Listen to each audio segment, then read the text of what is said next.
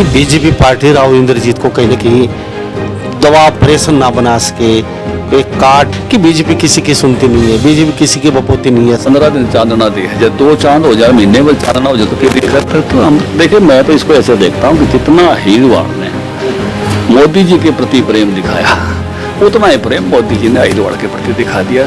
2-2 दे दिए मंत्री। कुछ विपक्ष में है, कुछ पक्ष में है, किसान 8वें महीने से बैठे हुए हैं, तो ये अग्नि परीक्षा। पॉलिटिक्स ने किसान आंदोलन को, जो किसान आंदोलन से अचीवमेंट हो सकती थी किसान भाइयों को, या जो मुद्दा था, उसको डाइवर्ट कर दिया।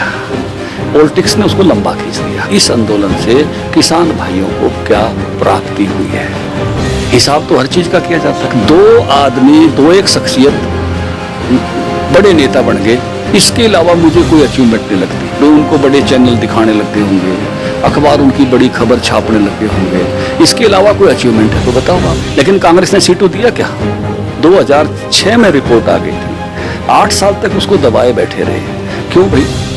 हुड्डा साहब की कमेटी बन गई थी, 4 मुख्यमंत्री थे, क्यों नहीं दिलाया? आज आप सीटू चला रहे हो, उस समय आप कहाँ गए थे? सारा राजकाज आपके हाथ में था, आपने देना चाहिए था। मैं पूर्व कृषि मंत्री वर्तमान अध्यक्ष के नाते डंके की चोट पे कह रहा हूं, अगर हम सबसे अच्छे एग्रीकल्चर में नहीं हो तो आप बता दो कि ये राज्य आपसे अच्छा है।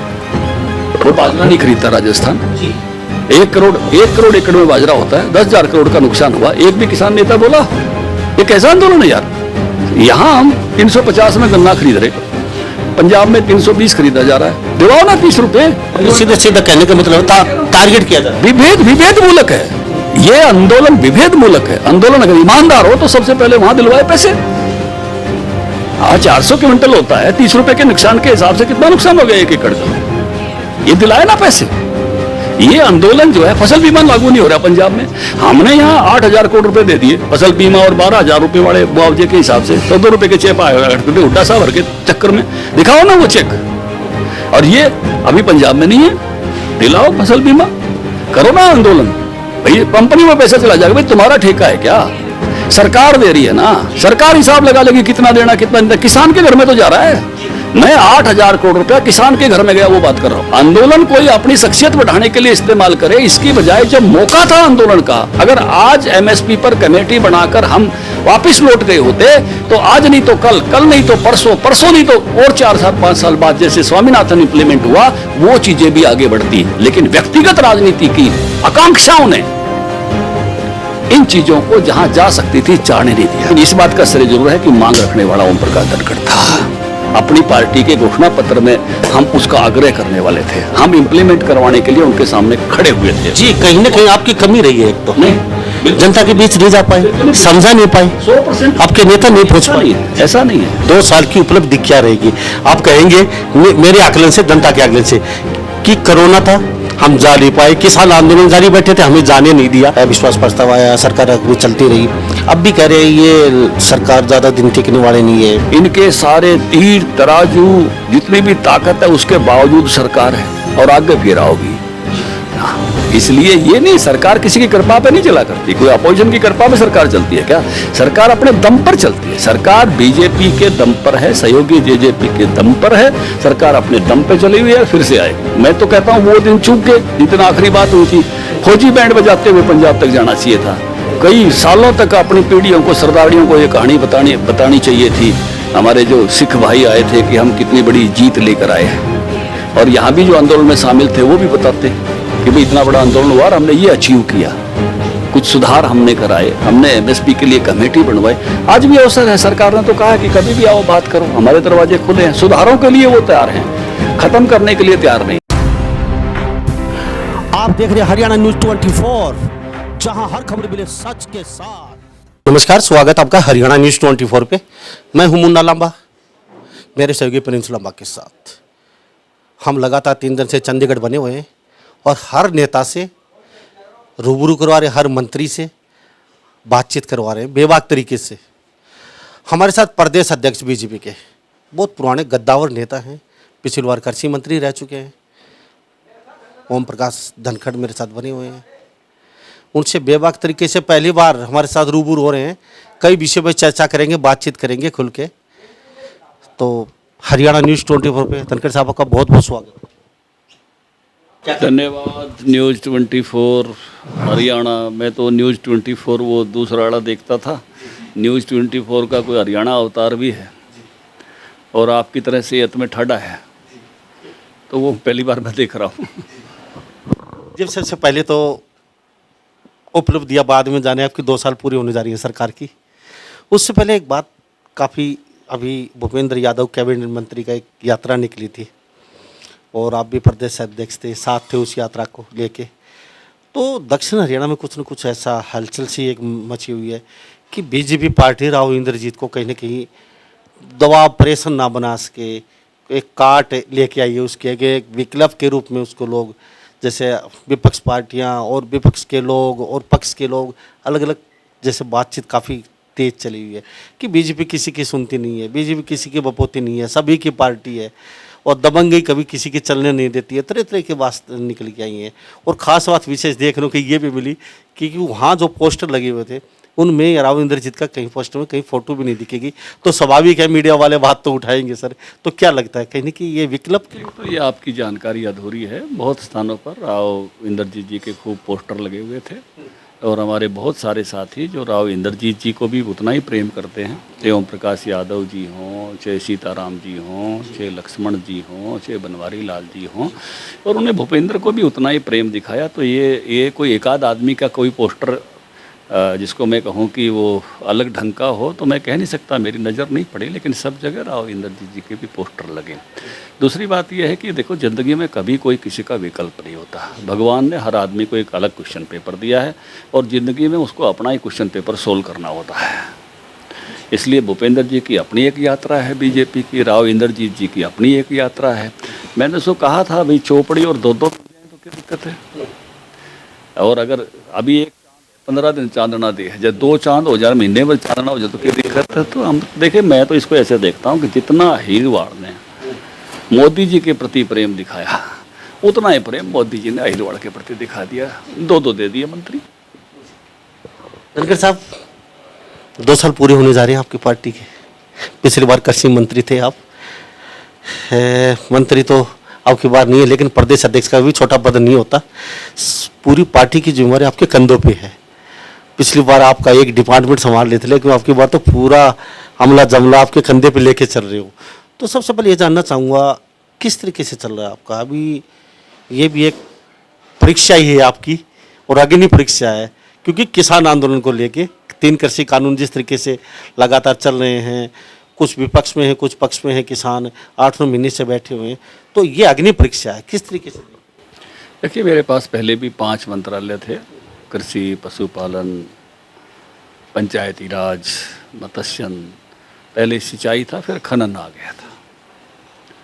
और उससे पहले मेरे पास संगठन की जिम्मेवारियां थी। किसान मोर्चा के राष्ट्रीय अध्यक्ष में 2 बार रहा, पार्टी का नेशनल सेक्रेटरी रहा, कई राज्यों का प्रभारी अलग अलग समय में रहा। तो संगठनात्मक काम की भी मेरी अपनी एक लंबी फेरहिस्त है, जिसके कारण से बहुत कुछ मुझे सीखने को मिला है। जहाँ तक मैं किसान आंदोलन के बारे में मैं एक बात कहूँ तो अब कई किसान नेताओं को ये बात रियलाइज हुई है और उन्होंने वो कहना शुरू किया है कि भाई पॉलिटिक्स ने किसान आंदोलन को, जो किसान आंदोलन से अचीवमेंट हो सकती थी किसान भाइयों को, या जो मुद्दा था, उसको डाइल्यूट कर दिया। पॉलिटिक्स ने उसको लंबा खींच दिया। जैसे कल ही मैं कुछ किसान नेताओं के बयान पढ़ रहा था कि जब सरकार ने 3 कानूनों में सुधार स्वीकार कर लिए थे तो आंदोलन को लंबा खींचने की जरूरत नहीं थी। जब सरकार ने ये स्वीकार कर लिया था कि एमएसपी पर हम कमेटी बनाते हैं तो आंदोलन लंबा खींचने की जरूरत नहीं थी। मैं इसको ऐसे देखता हूँ लांबा जी कि जन और धन दोनों की हानि हुई है इस किसान एजिटेशन में। अचीवमेंट क्या है? आप जरूर अचीवमेंट का हिसाब लगाना कि इस आंदोलन से किसान भाइयों को क्या प्राप्ति हुई है। हिसाब तो हर चीज़ का किया जाता है। साल भर से लंबा समय हो गया, 2 आदमी, 2 शख्सियत बड़े नेता बन गए, इसके अलावा मुझे कोई अचीवमेंट नहीं लगती। वे उनको बड़े चैनल दिखाने लगे होंगे, अखबार उनकी बड़ी खबर छापने लगे होंगे, इसके अलावा कोई अचीवमेंट है तो बताओ आप। मतलब मैं इसको ऐसे नहीं कहता कि भाई आप, लेकिन आप एक आकलन जरूर करें। एक भी व्यक्ति का नुकसान किए बगैर हमने A2+FL लागू करवाया। किसान अध्यक्ष के नाते मैंने आंदोलन किए, अपनी सरकार बनी, घोषणा पत्र में शामिल कराया, अपनी सरकार में आंतरिक रूप से जो मैं कर सकता था वो करते हुए मैंने इम्प्लीमेंट कराया। ये C2 नहीं है, मैं मानता हूँ, लेकिन कांग्रेस ने C2 का आयोग बनाया, लेकिन कांग्रेस ने C2 दिया क्या? 2006 में रिपोर्ट आ गई थी, 8 साल तक उसको दबाए बैठे रहे। क्यों भाई? हुड्डा साहब की कमेटी बन गई थी, 4 मुख्यमंत्री थे, क्यों नहीं दिलाया? आज आप C2 चला रहे हो, उस समय आप कहाँ गए थे? सारा राजकाज आपके ही हाथ में था, आपने देना चाहिए था। 50% प्रॉफिट के साथ किसी आदमी ने दाम दिया तो मोदी जी ने दिया और हम उसमें सहयोगी बने। दूसरी बात, फसल बीमा, कई बार मेरा वो रेवाड़ी का भाषण ट्रोल करते हैं लोग, मैंने कहा कि ओले पड़ेंगे तो सरकार के खाते में पड़ेंगे। आप 7 साल में 8,000 करोड़ रुपया किसानों के खाते में गया, हरियाणा के। हुड्डा का हिसाब लगा लो 10 साल का, ये इसका कितने लवे धवे भी हो, है ना? हिसाब तो लगाना पड़ेगा, हिसाब लगाओगे तो बात समझ में आएगी, हिसाब नहीं लगाओगे तो नहीं समझ में आएगी। फसल के किसान, इसके जो बागवानी किसान के लिए भावांतर भरपाई हम लेके आए, वर्तमान मंत्री ने बढ़ाया, मैंने शुरू कराया, 4 फसलों से शुरू किया, आज वो 15-16 फसलों तक चली गई है। आज बागवानी का बीमा हमने शुरू कर दिया है, यानी एक एक सारी फसलों की खरीद। बोर भी बतेरे राज्य भाई, हम हैं यहाँ बैठे, हमने बाजरे की खरीद करी, हमने सरसों की खरीद करी, हमने टेल तक पानी पहुँचाने के काम किए। भारत के सभी राज्य, और मैं पूर्व कृषि मंत्री वर्तमान अध्यक्ष के नाते डंके की चोट पे कह रहा हूं, अगर हम सबसे अच्छे एग्रीकल्चर में नहीं हो तो आप बता दो कि ये राज्य आपसे अच्छा है। वो बाजरा नहीं खरीदता राजस्थान, 1 करोड़ एकड़ में बाजरा होता है, 10,000 करोड़ का नुकसान हुआ, एक भी किसान नेता बोला? ये कैसा आंदोलन है यार? यहाँ हम 350 में गन्ना खरीद रहे, पंजाब में 320 खरीदा जा रहा है, दिवाओ ना 30 रुपए। सीधा सीधा कहने का मतलब टारगेट किया जा रहा है। विभेद मूलक है ये आंदोलन, विभेद मूलक है आंदोलन। अगर ईमानदार हो तो सबसे पहले वहां दिलवाए पैसे। आज 400 क्विंटल होता है, 30 रुपए के नुकसान के हिसाब से कितना नुकसान हो गया 1 एकड़ का? ये दिलाए ना पैसे। ये आंदोलन जो है, फसल बीमा लागू नहीं हो रहा पंजाब में, हमने यहाँ 8,000 करोड़ रुपए दे दिए फसल बीमा, और 12,000 रुपए वाले मुआवजे के हिसाब से 2-2 रुपए के चेक आया करते थे हुड्डा साहब के चक्कर में।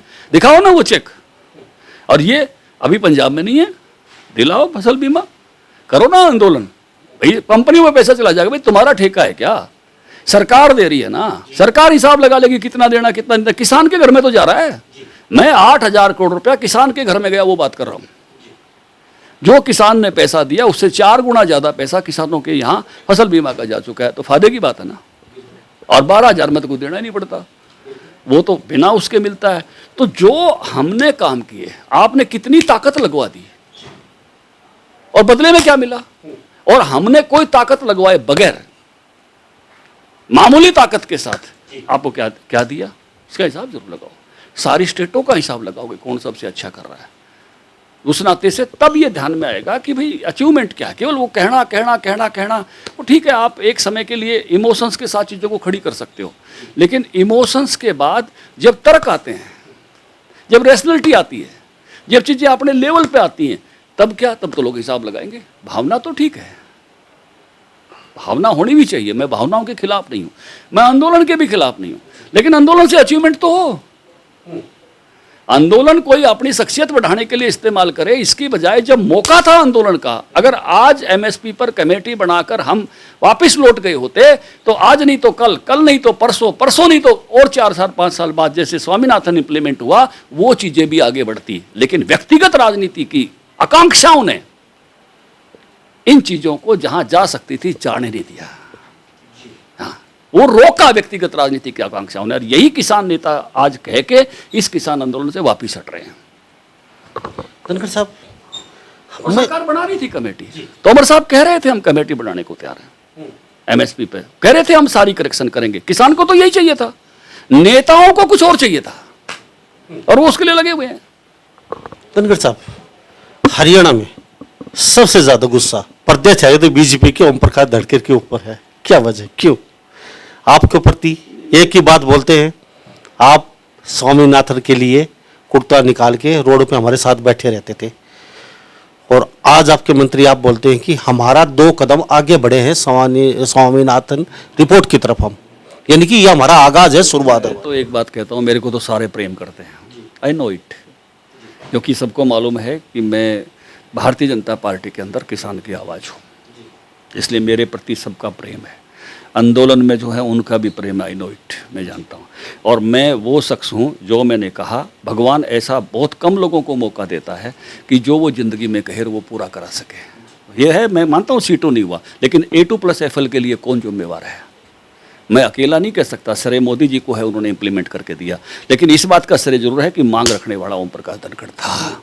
अपनी पार्टी के घोषणा पत्र में हम उसका आग्रह करने वाले थे, हम इम्प्लीमेंट करवाने के लिए उनके सामने खड़े हुए थे। जी, कहीं ना कहीं आपकी कमी रही है। एक तो नहीं, जनता के बीच नहीं जा पाए, समझा नहीं पाए, 100% आपके नेता नहीं पहुंच पाए। ऐसा नहीं है, हम जनता के बीच में सर्वाधिक गए। हमारी यात्राएं तो दूसरे किसान संगठन वाले बताते हैं कि कितनी ट्रैक्टर यात्राएं की थी हमने कितने नीचे तक चीज़ें पहुंचाई थी। ऐसा नहीं है। इस एजिटेशन में अगर कोई बात, हमारी बात कहीं मैं कहूँगा कि जो हम बता पाए थे, उसके अलावा जो विषय आया वो पंजाब के आंदोलन के बाद आया, और उन्होंने एक अलग इमोशंस पर इस आंदोलन को खड़ा किया। 6 महीने से 8 महीने से आप जाए नहीं। 100% जा रहा हूँ, मेरा कोई कार्यक्रम नहीं रुका जी। आप बताइए मेरा कौन सा कार्यक्रम रुका है? मैं तो डेली लोगों के बीच में हूँ, हर दिन का मेरा टूर है। आप मेरा टूर प्रोग्राम लीजिए, मैं लोगों के बीच में हूँ। अभी तिरंगा यात्रा में भी था, उससे पहले भी जो हमारे जितने भी कार्यक्रम चले मोदी सरकार के जो 7 साल पूरे हुए, उसमें भी 23,000 लोग, हमारे 6 लाख लोगों से मिलकर आए थे। मैं तो प्रतिदिन लोगों के बीच में हूँ, कोई दिन ऐसा नहीं है जिन लोगों के बीच में नहीं होता। और मेरे को प्रतिदिन सैकड़ों किसान ही मिलते हैं, क्योंकि वही मुझे प्रेम करते हैं, उन्हीं के मैं काम का जाता हूँ। इसलिए मैं प्रतिदिन, उससे पहले आप एक्टिविटी देखेंगे, हर जिले का मेरा टूर देख लीजिए, कौन कौन से जिले में नहीं गया मैं। जिला बैठक हो रही थी, मैं हिसार में था। जिला बैठक हो रही थी, मैं रेवाड़ी में था, मैं कैथल में था, मैं सिरसा में था। आप देखेंगे तो पैन हरियाणा ओम प्रकाश धनखड़ घूमता है। मैं तो कैमला में भी था, देखा ही है। ओम प्रकाश धनखड़ सब जगह होता है। धनखड़ साहब, क्या लगता है किसानों को कैसे समझा पाएंगे फिर जो बॉर्डर पे बैठे हैं? क्या आपको एक बात लगती है कि जो किसान, आपके पार्टी के नेता कई बोलते हैं, लांबा जी, 2 चीज़ हैं, किसान संगठन, उनका लीडरशिप अलग बात है, किसान अलग बात है। किसान तो समझ गया, और संगठन के नेता भी 25% तो समझ गए, जो बाकी 75% है उनके भी समझ में आ जाएगी। वो अपने आप दूर हटने लग रहे हैं, है ना। 10-1% तो पहले समझ गए थे 26 जनवरी पे, कुछ भाई ईब समझ गए, बाकी और समझ जाएंगे। क्योंकि जब एजिटेशन ऐसे रास्तों पे चला जाता है जहां लोगों की मृत्यु होने लग जाए, जब एजिटेशन ऐसे रास्ते पे चला जाता है कि बलात्कार जैसी बातें वहाँ घटित होने लग जाएं, जब एजिटेशन ऐसे रास्ते पे चला जाता है कि व्यक्तिगत केवल जगह बनाओ और आंदोलन की बात पीछे रह जाए, तो अपने आप सबके ध्यान में आने लगता है। और ये किसान संगठन के नेताओं को भी ध्यान में आने लग गया। किसान तो समझा हुआ है। तो हमारे साथ ओम प्रकाश धनखड़ जी बने हुए हैं, पिछली बार कृषि मंत्री थे, अब की बार पद काफी बड़ा है, पूरे हरियाणा प्रदेश की बागडोर इनके हाथ में। पार्टी के प्रदेश अध्यक्ष है, और अध्यक्ष के काफी बिजी शेड्यूल होता है, और हर जगह जा भी रहे हैं, किसानों के बीच भी जा रहे हैं। जी, मैं आपसे एक बता दूं, 2 साल पूरे होने जा रहे हैं आपके। पिछली बार कृषि मंत्री थे, कोई ऐसे टीस आपके दिल में रह गई हो, ऐसा कुछ करना चाह रहे हो, फिर जैसे चुनाव आ गए उसके बाद, और वो अब तक लागू नहीं हुआ हो, या फिर लगाना चाहते हो कृषि के लिए? अब कृषि की ही बात करेंगे, क्योंकि अब कृषि मंत्री रह चुके और प्रदेश अध्यक्ष और किसान बॉर्डर पे बैठे हैं। मुझे मैं लक्की हूँ इस मामले में। लक्की इसलिए हूँ कि सरकार हमारी आ गई, और सरकार हमारी आ गई और मुझे अध्यक्ष बनने का ही मौका मिल गया। तो सारे सुनते हैं मंत्री, इसलिए टीस की बात ही नहीं है। इसलिए जो चीज़ हम चाह रहे थे एग्रीकल्चर में, वो दलाल साहब लागू कर रहे हैं, मुख्यमंत्री मनोहर लाल जी लागू कर रहे हैं। तो उस नाते से कोई ऐसी बात नहीं है। जैसे मैंने कहा, भावांतर भरपाई आगे बढ़ गई, हम चाहते थे। बागवानी फसलों का बीमा शुरू हो गया, हम चाहते थे। हमारे उस समय में एम्ब्रियो टेक्नोलॉजी लेकर आया था, आज वो लाजपत राय यूनिवर्सिटी में शुरू हो गई, जिसके कारण से हमारा गौ संवर्धन बड़ी तेज़ी के साथ शुरू होगा। सेक्ट सीमेन हमने शुरू कराया था, आज आगे बढ़ रहा है। जो टेल तक पानी जाने का विषय सिंचाई मंत्री के नाते हमने शुरू किया था, मुख्यमंत्री जी उसको आगे बढ़ा रहे हैं। तो मैं ये मान रहा हूँ कि हर सेक्टर में जो बातें हमने सोची थी, चिंतन शिविर कर करके, उन सारी चीज़ों को वर्तमान सरकार अच्छे से आगे बढ़ा रही है। और अभी तो मोदी जी ने ये दायित्व दे दिया, नड्डा साहब ने, मोदी जी ने, कि मैं कह सकूँ करो भाई। तो ये मैं मानता हूँ कि कोई भी बात अब ऐसी नहीं है कि जो सोची हो और रह गई हो, लेकिन सोचना ना कभी बंद होता है और ना कभी होना बंद होता है। ये कंटिन्यूस प्रोसेस है विकास। नई नई बातें उनको भी, अब वर्तमान सरकार है, उनको भी नए नए आइडियाज आते हैं, हमको भी आते हैं। पत्रकारों को भी आते हैं और वो सारे इकट्ठे करके किसान भाइयों को भी आते हैं और वो आगे और बढ़ा देते हैं। धनखड़ साहब, 2 साल पूरे हो चुके हैं आपकी पार्टी को, होने वाले हैं, तो क्या सौगात लेके, क्या उनके जनता के बीच जाके बताएंगे? 2 साल की उपलब्धि क्या रहेगी?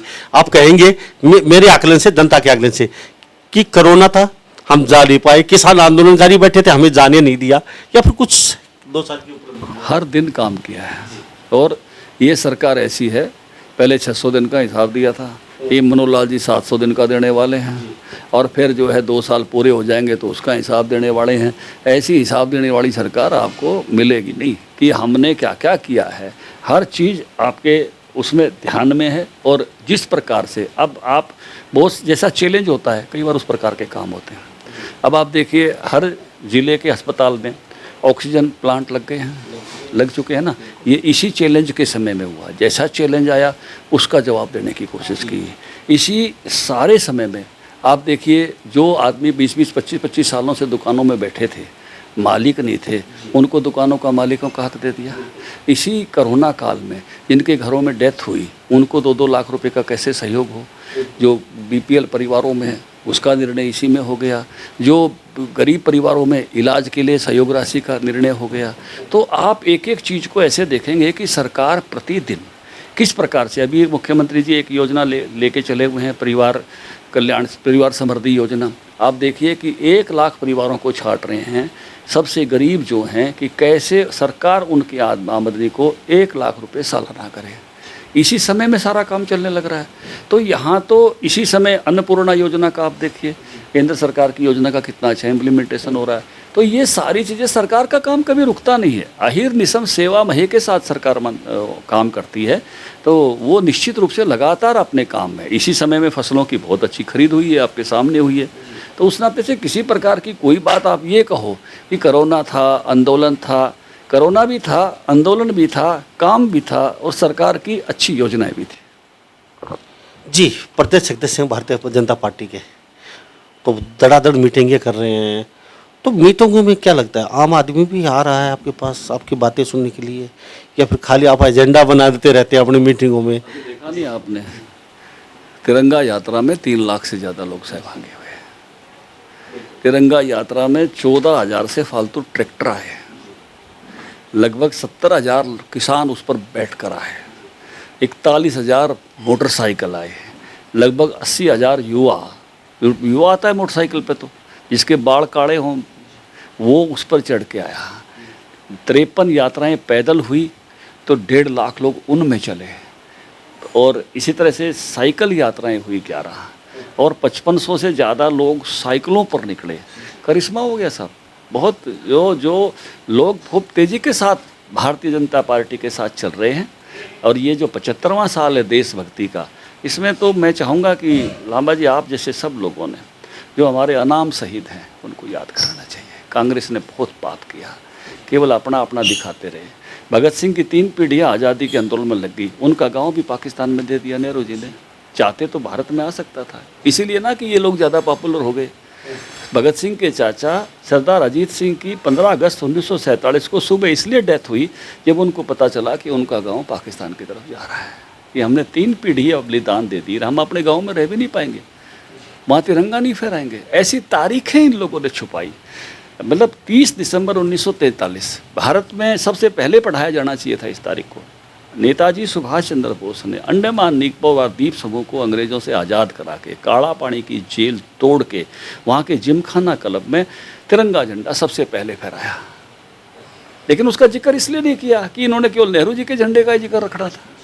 वो जिक्र होना चाहिए था, वो बड़ी बात थी। 26,000 लोग आज़ाद हिंद फौज के शहीद हुए, कहीं उसका महिमा मंडन जैसा होना चाहिए था। हुआ क्या देश में? लोग अपने आप सुभाष को प्यार करते हैं, लोग अपने आप आईएनए को प्यार करते हैं। सरकार का प्यार दिखा कहीं? ऐसा देश बनाया कि इंदिरा गांधी एयरपोर्ट पर चढ़ो, राजीव गांधी एयरपोर्ट पर उतर जाओ। नेताजी सुभाष चंद्र बोस के नाम से एयरपोर्ट का नाम अटल जी के समय दिया गया। नहीं तो ये वो डमडम हवाई अड्डा, पता नहीं किसके कैसे कैसे नाम थे, गांवों के नाम, इलाके के नाम, शिवाजी के नाम पर नाम दिया गया, बम्बई का तो वो वाजपेयी के समय दिया। लोकप्रिय गोपीनाथ बारदोली के नाम पर गुवाहाटी के एयरपोर्ट का नाम दिया गया, तो वाजपेयी के समय दिया। विवेकानंद एयरपोर्ट नाम दिया गया, रायपुर का तो हमारी सरकार को समय दिया गया। ये तो सारा का सारा देश, बाकी सारा छुपाओ और केवल अपने अपने को दिखाओ। 3-3 पीढ़ियां लोगों की चली गई, जिक्र तक नहीं किया इन लोगों ने। तो वो सारा का सारा अनाम शहीदों को आप उजागर करने में मदद करो। जितने भी हमारे आजकल हमारा देसी मीडिया बहुत हो गया है और ये बलिदान देसी हैं, गांव में से हरिराम फोगाट भालोट के थे। 3 पीढ़ियां एक साथ जेल में गई थी 42 के आंदोलन में। डांगर ढोर बेच के अपनी माँ, पत्नी, लड़की, बेटा उनको लेकर जेल चले गए। एक बेटा जेल में पैदा हुआ, एक बेटी जेल में मर गई। पत्नी ने लाहौर में झंडा फहराया जेल के अंदर आंदोलन करते हुए। कहीं जिक्र है हरिराम चौधरी का? कहीं जिक्र है? राम फोगाट का जिक्र ही नहीं। ढूंढते रह जाओगे आप। ये कम बलिदान है क्या? कोई एक आध आदमी राज में बैठ जाए, वो अपना अपना गीत गाता रहे, मेरा बाबू न्यू, मेरा दादा न्यू, मेरा परदादा न्यू। इनको कौन ले आएगा पब्लिक डोमेन में? ऐसी सारी। फिर कहते हैं कि भारत को जो आज़ादी मिली ना, वो विभाजन की कीमत पर मिली है। विभाजन की कीमत क्या है? विभाजन की कीमत है 10 लाख लोगों की मौत। विभाजन की कीमत है 1.5 करोड़ शरणार्थी। विभाजन की कीमत है 10,000 बहनों को अगवा करके जो जातियां अमानवीय हो सकती थी वो होना। ये विभाजन की कीमत है। सीरियल रेडक्लिफ वो आदमी था जिसने भारत और पाकिस्तान के बीच में से लाइन खींची, और जब वो यहाँ से वापस गया उसका वहाँ सम्मान किया गया, उसको वहाँ का सर्वोच्च सम्मान दिया गया। पत्रकारों ने पूछा, आप जैसे लोगों ने, कभी आप भारत पाकिस्तान फिर से जाओगे? जब बोला 8 करोड़ लोग मुझे शिकायत लेके ढूंढ रहे हैं, मैं ज़िंदगी में कभी नहीं जाऊँगा। कौन है इस पाप का जिम्मेवार? जो कहते थे मेरी लाश पे देश बटेगा। किसका वादा था ये? वाक्य याद कराएंगे हम लोगों को। ये विभाजन की जो विभीषिका है उसका दर्द अगर भूल गए, कोई मुल्क जो है, कोई भी जाति, कोई भी मुल्क अगर वो अपने इतिहास को भूल जाती है तो फिर से उस इतिहास को दोहराना पड़ता है। हम 75वें साल में नई पीढ़ी को ये याद कराएंगे कि 75 साल पहले क्या घटित हुआ था। धनखड़ साहब, प्रतिपक्ष नेता भूपेंद्र सिंह हुड्डा हैं और अभी चौटाला ने तो इस्तीफा दे दिया। किसानों के साथ बैठ चुके हैं वो कह रहे हैं हम तो किसानों के साथ में हैं। क्या लगता है? अविश्वास प्रस्ताव आया, सरकार भी चलती रही, अब भी कह रहे हैं ये सरकार ज़्यादा दिन टिकने वाले नहीं है। विपक्ष वाले कह रहे हैं जब सरकार को हम हिला देंगे नेम इसकी, कब सरकार 6-5 साल तो वैसे भी नहीं पकड़ने वाली। जब विपक्ष से बयानबाजी होती रहती है तो क्या लगता है? सरकार किसी की दया पे थोड़ी चलती है, सरकार तो अपने दम पे चलती है। दम होगा तो चलेगी। इन लोगों की कृपा पे थोड़ी है सरकार। इनके सारे सोच, इनके सारे तीर तराजू, जितनी भी ताकत है उसके बावजूद सरकार है और आगे फिर आओगी। हाँ, इसलिए ये नहीं, सरकार किसी की कृपा पे नहीं चला करती। कोई अपोजिशन की कृपा पे सरकार चलती है क्या? सरकार अपने दम पर चलती है। सरकार बीजेपी के दम पर है, सहयोगी जेजेपी के दम पर है। सरकार अपने दम पे चली हुई है और फिर से आएगी। जी, चलते चलते किसानों को जो बैठे हैं कह रहे हैं कि वीक हो गया, आप अपने मुँह से बता रहे हैं कुछ किसान चले गए, क्या कहेंगे? नहीं, अभी भी मान लो जो तोमर साहब कह रहे हैं, मानो। और मैं तो कहता हूँ वो दिन चूक गए जिस दिन आखिरी बात हुई थी। फौजी बैंड बजाते हुए पंजाब तक जाना चाहिए था। कई सालों तक अपनी पीढ़ियों को, सरदारियों को ये कहानी बतानी चाहिए थी। हमारे जो सिख भाई आए थे कि हम कितनी बड़ी जीत लेकर आए हैं, और यहाँ भी जो आंदोलन में शामिल थे वो भी बताते कि भाई इतना बड़ा आंदोलन हुआ और हमने ये अचीव किया, कुछ सुधार हमने कराए, हमने एमएसपी के लिए कमेटी बनवाई। आज भी अवसर है। सरकार ने तो कहा कि कभी भी आओ, बात करो, हमारे दरवाजे खुले हैं। सुधारों के लिए वो तैयार हैं, खत्म करने के लिए तैयार नहीं है। तो लगता है विपक्ष कहने की अपनी जमीन तलाश। देखिए, वो तो हमेशा ही करता है। उन्होंने कहा एमएसपी पर भी आगे विचार करने के लिए हम तैयार हैं, क्योंकि जो चीज़ कैसे होनी है उसके लिए रिसोर्सेज, उसके लिए इम्प्लीमेंटेशन, सब चीज़ों में टाइम लगता है। तो सरकार ने अपने दरवाजे खुले रखे, मोदी जी ने, तोमर साहब ने, उस पर कभी भी आगे बढ़े। 500-700 किसानों ने शहादत दे दी वहाँ पे। जैसे बुजुर्ग थे, जवान थे, जैसे तैसे वो वहाँ से उनकी मृत्यु हो चुकी है वहाँ पे। क्या लगता है? वो किसान कहते हैं कि ये बीजेपी वाले उनको मानते ही नहीं है। नहीं, मैंने तो कहा कि इस सारे आंदोलन में जितनी जनधन की कीमत लगी है उसके बदले में अचीवमेंट क्या है, इसका हिसाब जरूर करो। वो जो बता रहे हैं उसके बदले उन्होंने क्या लिया, किसान को क्या दिया, देश को क्या दिया। केवल कुछ लोग अपनी शख्सियत बढ़ाने के लिए ये करें कि हम बड़े बड़े हो जाएं। आप अचीवमेंट बताओ, आपने हिसाब लेना चाहिए। मीडिया इसी काम के लिए होता है कि हर किसी का हिसाब दिखाता है, हिसाब दिखाई। मैं ये मानता हूँ कृषि कानून ये किसानों के हक में है। सुधार की बात को मैं भी स्वीकार करता हूँ। मैं भी गया था तोमर साहब के साथ कमेटी लेके। उन सुधारों के साथ ये कानून इम्प्लीमेंट होने चाहिए, ये किसान के पक्ष में है, मैं ये मानता हूँ और सच अपनी पूरी समझदारी के साथ ये मानता हूँ कि ये किसान के फेवर में है। समय के साथ चीज़ों में बदलाव लाना पड़ता है। लेकिन बातचीत का दौर बंद है, शुरू करेगा कौन? बातचीत का दौर क्यों बंद हुआ कि एक जिद पर आ गए कि वापस लो, आपको सुधार चाहिए। अब हाँ, तो अभी भी वही है कि आप सुधार की बात करो, सरकार तैयार है। यानी कि बातचीत का दौर अगर शुरू, हाँ बिल्कुल, आप सुधार की बात करो। सरकार ने तो कहा कि हमारे दरवाजे खुले हैं। अगर आप बातचीत सुधार की करते हो, वी आर रेडी। तोमर साहब ने तो अपनी चिट्ठी दे दी थी भी, आपने जितने सुझाव बताए हम स्वीकार करने को तैयार हैं। यानी कि पुराने पैटर्न में दोबारा आ सकते हैं। हाँ बिल्कुल, उसमें कोई दिक्कत ही नहीं है। और मैं इस हक में हूँ कि ये कानून किसान के हक में है। 2 किसान संगठनों ने सुधार सुझाए हैं, वो सुधार करने चाहिए। मैं इसके भी हक में हूँ, क्योंकि ये बात खुद तोमर साहब को मैं भी कह चुका हूँ। थैंक यू साहब, हमारे साथ बात। तो हमारे साथ ये ओम प्रकाश धनखड़ जी बने होते प्रदेश अध्यक्ष हैं भारतीय जनता पार्टी के, और पिछली बार कृषि मंत्री से इन्होंने बेबा कहा है सरकार के दरवाजे अब भी खुले हैं किसानों के लिए, और पहले भी जो कि तो खुले हुए थे। अगर किसान बातचीत करने के लिए तैयार हैं, हाँ, इसमें इन्होंने भी कहा है, हमने भी तोमर साहब को साफ साफ शब्दों इन्होंने अपने मुख से कहा है कि उन्होंने कहा कि संशोधन किसान चाहते होना चाहिए तो संशोधन हो सकता है, लेकिन कानून 100% किसानों के हक में है। तो इस बारे में आप क्या सोचते हैं? मैं मुन्ना लांबा, मेरे सहयोगी प्रिंस लांबा के साथ हरियाणा न्यूज़ 24। नमस्कार, जय हिंद। आप देख रहे हैं हरियाणा न्यूज़ 24, जहां हर खबर मिले सच के साथ।